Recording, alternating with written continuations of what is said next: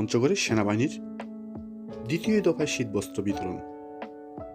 পঞ্চগড়ের বদা উপজেলায় শীতার্তদের মাঝে দ্বিতীয় দফা শীতবস্ত্র বিতরণ করেছে বাংলাদেশ সেনাবাহিনী।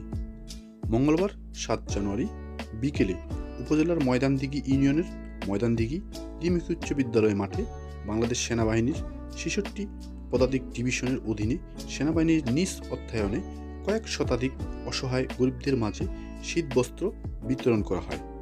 শীতার্তদের মাঝে শীত বস্ত্র তুলে দেন বাংলাদেশ সেনাবাহিনীর ৬৬ পদাতিক ডিভিশনের ২৯ বীরের অধিনায়ক lieutenant colonel Yusuf Chowdhury PSC.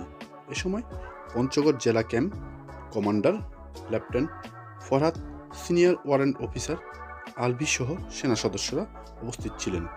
উল্লেখ্য, গত ৬ জানুয়ারি পঞ্চগড় জেলার দেবীগঞ্জ ও বদা উপজেলায় প্রথম দফায় কয়েক শতাধিক শীতার্ত অসহায় মানুষের মাঝে শীতবস্ত্র বিতরণ করা হয়। ভুক্তভোগীরা জানায়, সেনাবাহিনীর এমন মানবিক উদ্যোগ সেনাবাহিনীর প্রতি আরও শ্রদ্ধা বেশি বাড়িয়ে তুলছে।